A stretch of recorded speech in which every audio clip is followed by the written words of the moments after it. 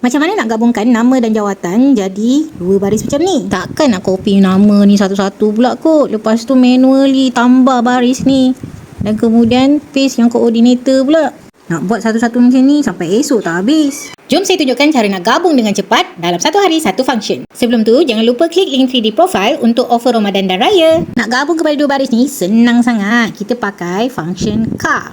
Masukkan sama dengan, klik pada nama dahulu. Masukkan ampersand. Kemudian masukkan function car. C-H-A-R. Buka kurungan.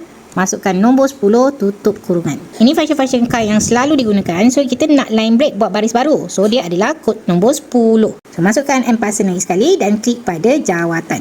Tekan enter. Sekarang ni dia belum jadi dua baris kan? So, apa yang kita nak kena buat? Kita klik balik pada ruangan jawapan yang kita dapat. Pergi pada home. Klik pada wrap text. Kan dah jadi dua baris. Lepas tu, bawa cursor dekat hujung belah kanan ni. 2 kali klik belah kiri mouse. Dah siap? Mudah kan? Function ni boleh digunakan daripada version 2016 ke atas. Jika video ini bermanfaat, jangan lupa like dan juga share.